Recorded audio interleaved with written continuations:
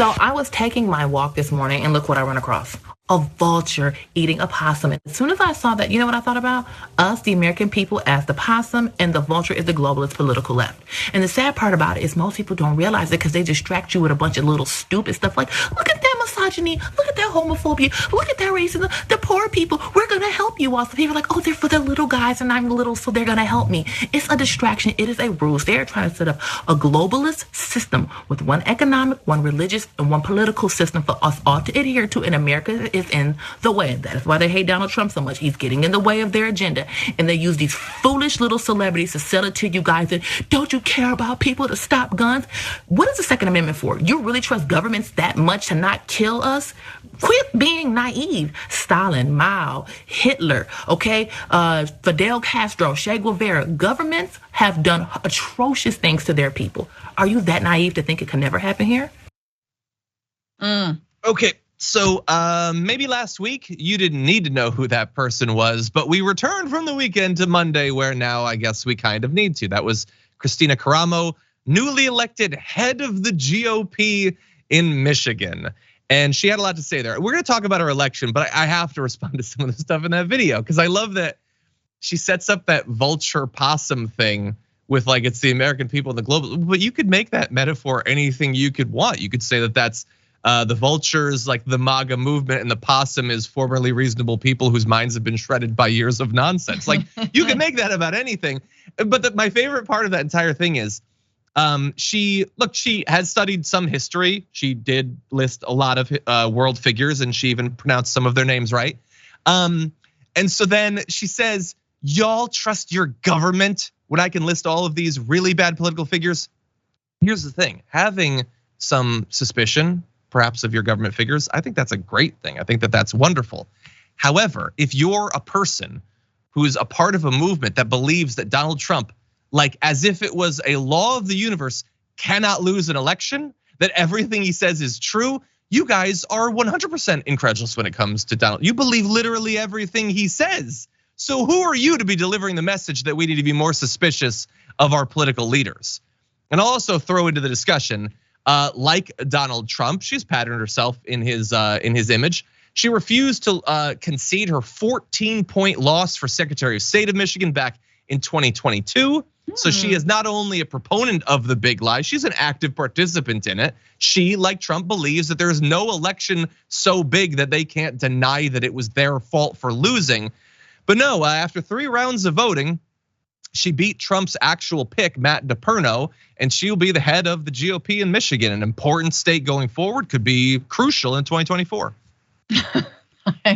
I really want her to like continue the like, then I saw this pigeon walking around and it had like a crust of bread cut out around its neck. And I was like, that pigeon's pretty fly. And I was like, that's exactly like Nancy Pelosi and all of her pearl necklaces that she wears around because that pigeon was wearing that necklace, bread necklace. By the way, I do have a photo of the pigeon with the bread necklace on my desktop because it's one of the funniest images I've ever seen in my life, and I love that. I haven't seen that one. It's amazing. Also, Che Guevara did not believe in government, did not even want to serve in the Cuban government when he did. Was very much a believer in toppling governments. And finally, I will say, they want one form of government, one religion, one party. Who does that remind you of? Who?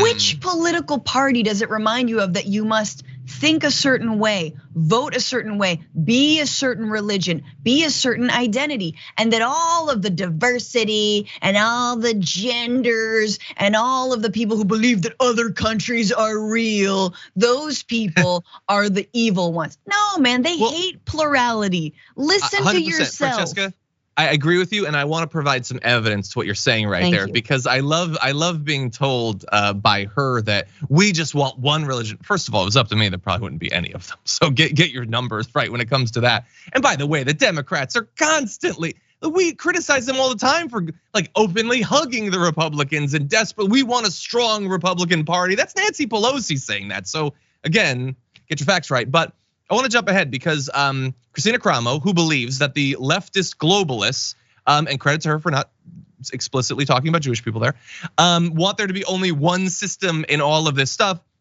Her campaign to be head of GOP in Michigan was vague, but there were some through lines. After saying that she wants to get her hands around the operation, I don't know what that means.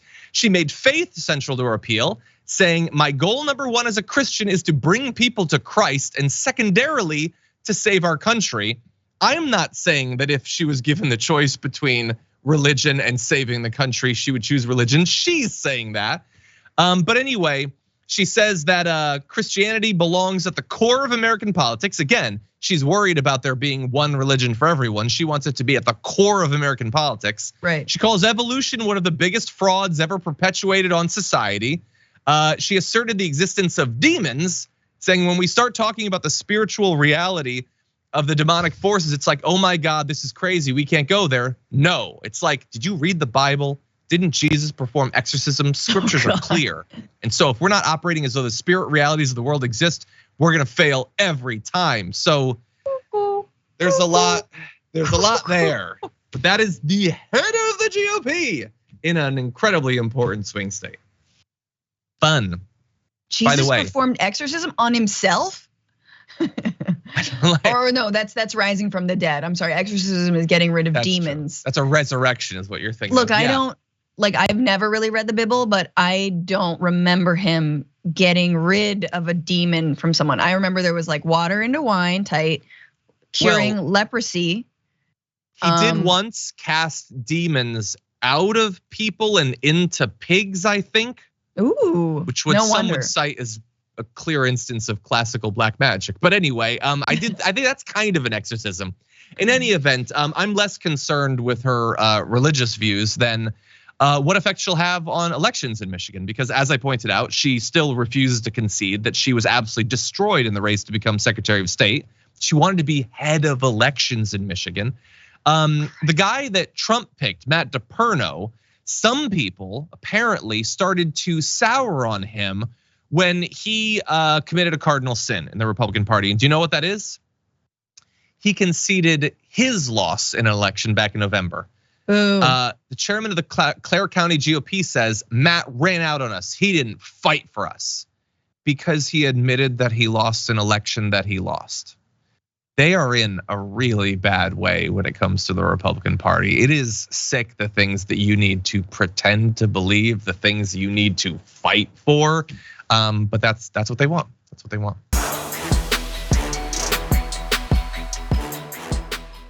For more political news, breakdowns, interviews, stories of activism, and me trying my hardest to care about the occasional big celebrity news story, subscribe to our YouTube channel at youtube.com/The Damage Report.